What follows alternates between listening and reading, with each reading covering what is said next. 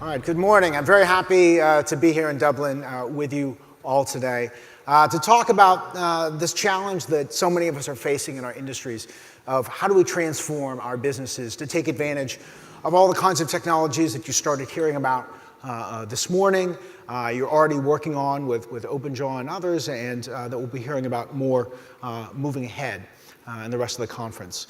So I'm coming to you here from New York City, where I teach at Columbia University in New York, and I teach in our Graduate School of Business, specifically in our Executive Education Division. I was having a conversation about this last night at a cocktail party.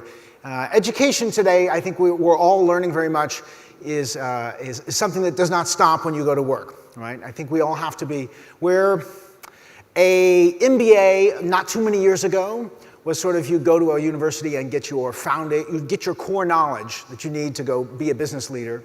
Today, I would argue that core knowledge changes every 5 years.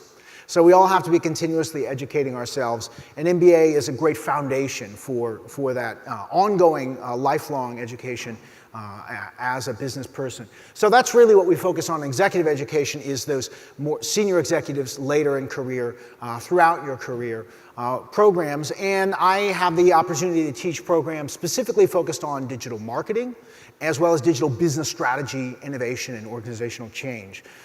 We have a partnership with Google in New York where we co-teach a program we call the CMO Academy. I also have a conference that I started 10 years ago, we just had our anniversary, at Columbia called the Bright Conference that brings together global brands like, from American Express to Coca-Cola to L'Oreal with technology companies like Google, IBM, SAP, Facebook, and media companies being in New York City, from the New York Times to BuzzFeed to Netflix. And really look at this changing intersection of brands, innovation, and technology. I also get to spend time writing books. This is my fourth book, actually, that you guys all have a copy of. And doing research on a variety of topics related to the impact of technology change and adoption on businesses. So topics recently on measuring marketing ROI in the era of big data. Research on showrooming and how customers are using their mobile devices in a retail space. A recent study actually sponsored by AMIA, which called What is the Future of Data Sharing? Looking at, in 6 different markets globally, consumer behaviors and attitudes around when are you willing and comfortable to share data voluntarily with a company that you do business with. And what are those key drivers around brand trust, around industry differences that people are more comfortable with, around a value exchange, a sense that by giving you my data as a customer, I perceive that you give me a different kind of experience, which I value more. Trying to understand what are those things that make customers more comfortable sharing their data with you, which, as we've heard, is so critical to businesses today. So through all of this, through the teaching and writing and research, and also through my own advising and consulting to companies, I get a chance to work with very different industries from really all over the world. And that's really what interests me, is to look at very different kinds of companies and see what do they have in common. Right? What are the common challenges we're seeing across very different types of businesses in different parts of the world? And ideally, are there certain frameworks or methods we can develop that are useful to answer questions whether you are a Google or China Eastern Airlines or a Swiss watchmaker like Movado? Right? What are the frameworks to think about strategy today that can apply to these very different circumstances? And what I found increasingly is across all these different kinds of businesses, a focus on these questions of digital transformation, right? How do we transform in order to thrive and exist and continue to exist, frankly, as a business in the digital era? And so that's really the focus of my latest book, which I want to talk to you about today. And I will say my publisher is really happy because as the book came out, the interest in the concept of digital transformation has really taken off.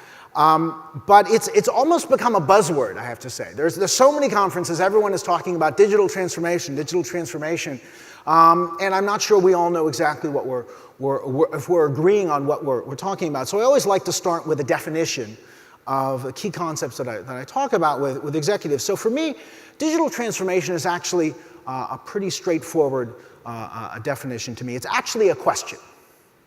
And the question of digital transformation is this: how does a business that started before the internet need to adapt and change in order to grow and reach its next stage of profitability in the digital era, in an economy that is so transformed by these successive waves of new technologies, right? And let me just stress, this is a very different question than how do you create a new startup, right? How do two people in a garage look at the world around them, all these emerging opportunities and trends and behaviors, and say, aha, I have an idea for the next Uber, right?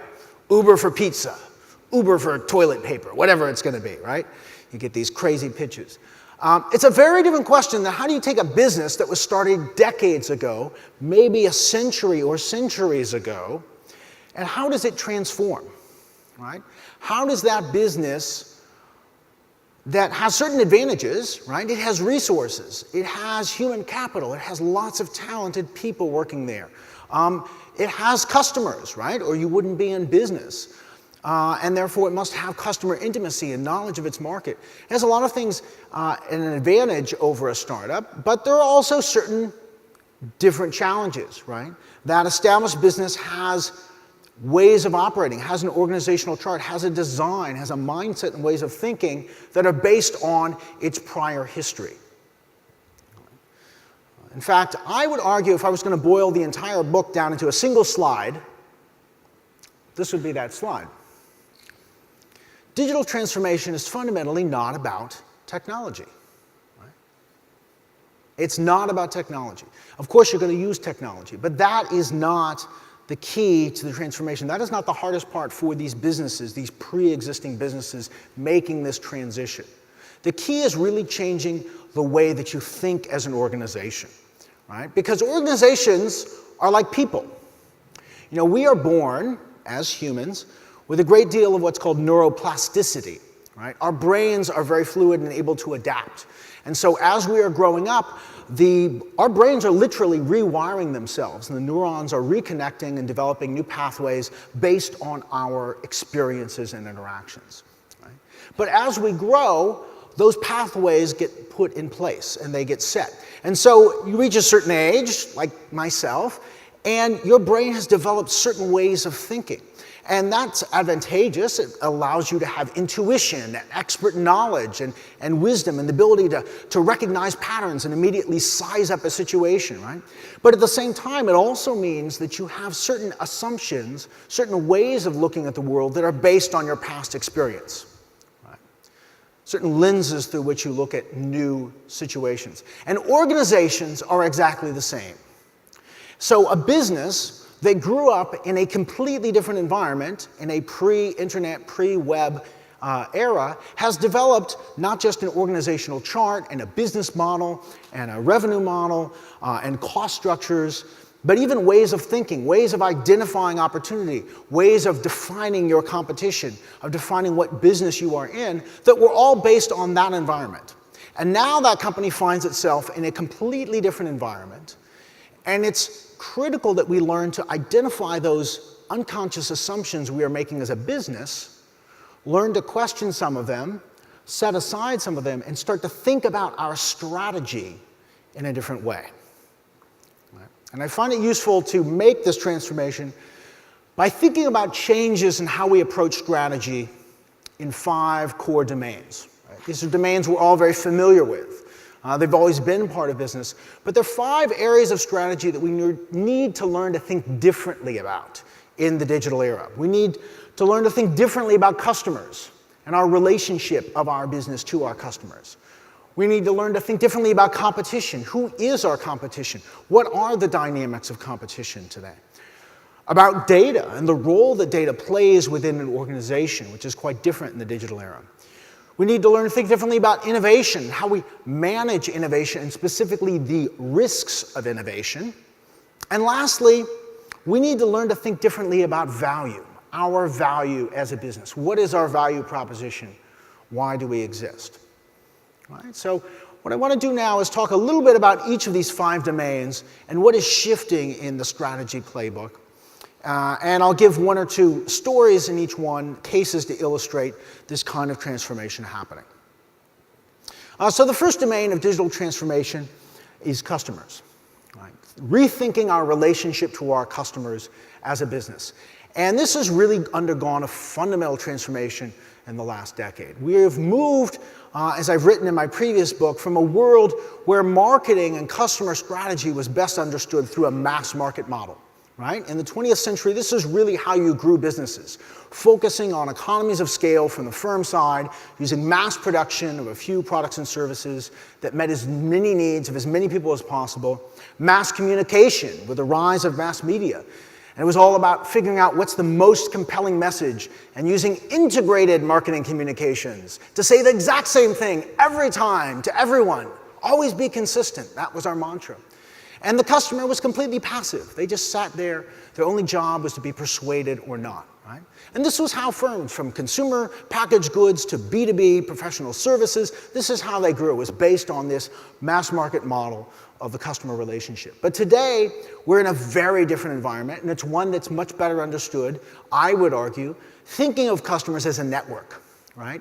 Not just an aggregate of individuals, but a dynamic network where the customers are the nodes. And every customer has access, just like you do, at any moment to so many digital platforms and tools that are connecting them to each other, as well as connecting them back to your business. They have access to transparency of information, of communication, from search engines to social media.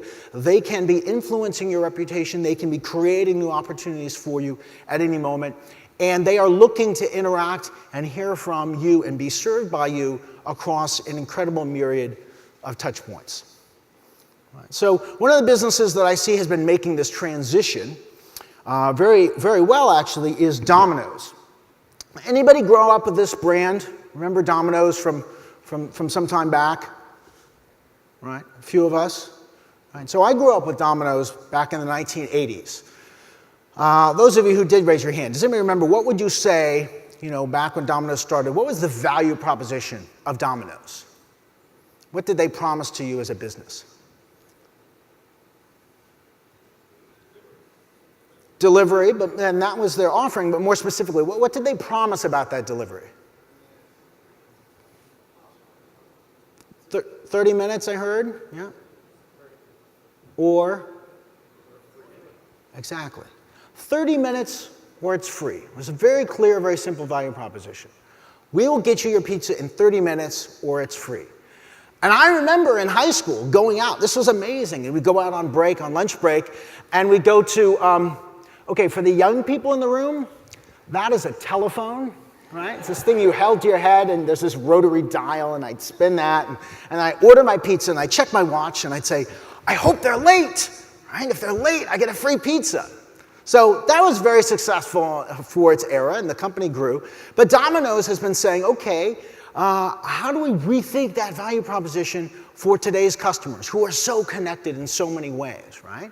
And they've been doing some great work doing so. They have so many ways you can order your pizza, so many ways to make it more accessible, instant, and this incredible delivery experience. So you can order it through their app, and it's a very well-designed app. You can even speak into the app. It has a very good AI engine to understand your natural language and figure out what your order was. But you can also order your Domino's through Alexa, Amazon Alexa.